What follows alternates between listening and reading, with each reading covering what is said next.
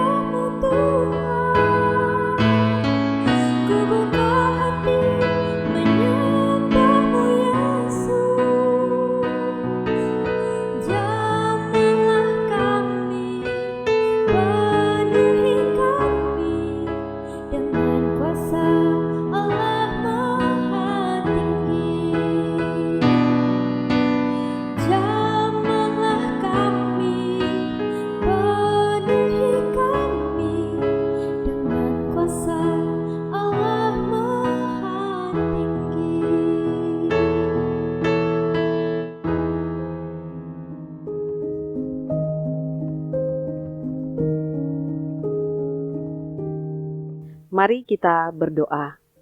Kami bersyukur kepadamu Bapa di surga. Kami sudah ada di hari ke-10 di tahun 2026. Karena kasih-Mu kami boleh melangkahkan kaki dan perjalanan kehidupan sampai saat ini.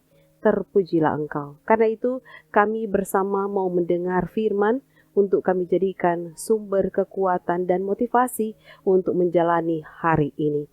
Ini yang menjadi doa kami sambil kami mohon ampun atas kesalahan dan kelalaian kami. Di dalam nama Tuhan Yesus Kristus yang adalah terang kehidupan kami berdoa.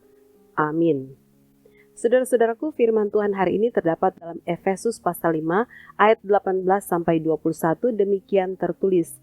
Dan janganlah kamu mabuk oleh anggur, karena anggur menimbulkan hawa nafsu, tetapi hendaklah kamu penuh dengan Roh. Dan berkata-katalah seorang kepada yang lain dalam mazmur, kidung puji-pujian dan nyanyian rohani. Bernyanyi dan bersoraklah bagi Tuhan dengan segenap hati. Ucaplah syukur senantiasa atas segala sesuatu dalam nama Tuhan kita Yesus Kristus kepada Allah Bapa kita. Dan rendahkanlah dirimu seorang kepada yang lain di dalam takut akan Kristus. Saudara-saudaraku, tema renungan kita hari ini, jangan mabuk oleh anggur, tetapi penuhilah hidup dengan Roh. Saudara-saudara yang dikasihi Tuhan, tidak ada manusia yang hidup tanpa nilai, tanpa arah, atau tanpa sesuatu yang memengaruhi cara berpikir dan bertindaknya. Dari pembacaan saat ini, ada dua pengaruh yang Paulus tekankan. Pertama, pengaruh dunia yang diumpamakan sebagai kemabukan atau anggur. Yang kedua, pengaruh Roh Kudus yang membawa pada kehidupan yang benar. Paulus berkata, janganlah kamu mabuk oleh anggur, tetapi hendaklah kamu penuh dengan Roh. Saudaraku, larangan ini bukan hanya soal minuman keras, tetapi mabuk berarti kehilangan kendali atas hidup. Dalam bentuk modernnya atau saat ini, anggur bisa berarti kecanduan media sosial atau hiburan, kemarahan, iri hati atau dendam, ambisi yang berlebihan, atau bahkan cara hidup yang menempatkan harta, barang, dan kepemilikan materi sebagai sumber utama nilai diri, nilai rasa aman, dan nilai kebahagiaan. Saudaraku, semua itu memberi kesenangan hanya sesaat, tetapi meninggalkan hati yang kosong. Namun Tuhan tidak ingin kita dikendalikan oleh hal-hal itu. Ia menawarkan sesuatu yang lebih mulia, hidup yang dipenuhi oleh Roh Kudus. Saudaraku, dipenuhi Roh bukan pengalaman sesaat, tetapi harus dijadikan gaya hidup terus-menerus dengan menyerahkan semua kendali kepada Tuhan. Paulus kemudian menunjukkan 3 tanda dari hidup yang dipenuhi dengan Roh. Yang pertama, perkataan yang memuliakan Tuhan. Orang yang dipenuhi Roh mengubah gosip menjadi berkat, mengubah keluhan menjadi pujian. Mulutnya tidak melukai tetapi membangun dan menguatkan. Yang kedua, hatinya selalu bersyukur. Ucaplah syukur senantiasa atas segala sesuatu. Syukur bukan berarti hidup tanpa masalah, tetapi karena kita percaya bahwa Tuhan tetap memegang kendali atas hidup kita. Orang yang dipenuhi Roh tidak hidup dalam keresahan, melainkan hidup dalam percaya dan selalu bersyukur. Ketiga, relasi atau hubungan yang saling menghormati. Rendahkanlah dirimu seorang kepada yang lain, artinya kepenuhan Roh menghasilkan kerendahan hati, kesediaan melayani, dan sikap yang menghargai.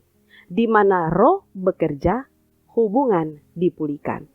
Dari pembacaan kita setidaknya ada beberapa pesan firman bagi kita. Yang pertama, jangan biarkan hidup dikendalikan oleh hal-hal dunia, tetapi serahkanlah kendali kepada Tuhan dan hiduplah dipenuhi oleh Roh-Nya.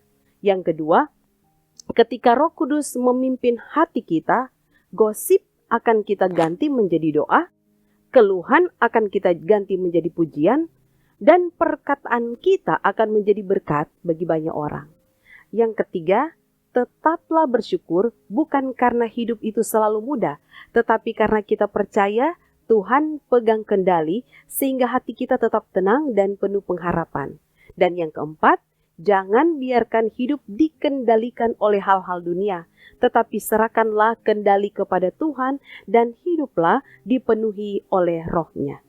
Saudaraku, biarlah renungan ini memberkati kita untuk hari ini dan kita akan menjadi berkat bagi banyak orang.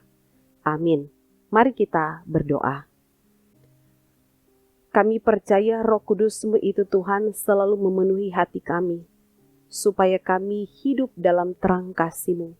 Kami percaya Engkau selalu menuntun kami, supaya setiap kata yang kami ucapkan adalah puji-pujian kepadamu, setiap kata yang kami ucapkan adalah kata-kata yang membangun dan menguatkan sesama kami. Kami menghindarkan hidup dari kemabukan, tidak hanya oleh karena kemabukan minum-minuman keras, tetapi juga kemabukan hal-hal duniawi yang mengikat kami untuk menjauh diri dari hadapan Tuhan. Dan karena itu, ketika kami benar-benar memegang kehidupan dalam takut akan Tuhan, maka itu berarti kami pun membiarkan Tuhan pegang kendali atas kehidupan kami. Dan karena itu Bapa, biar kami sekalian diberkati. Yang sakit Tuhan pulihkan dan kuatkan. Janda, duda, anak-anak yatim piatu, semua yang membutuhkan pertolongan, biarlah Tuhan kuatkan dan hiburkan. Kalau ada yang dalam pergumulan, kami percaya Tuhan selalu menopang dan sedia memberikan jalan keluar yang terbaik.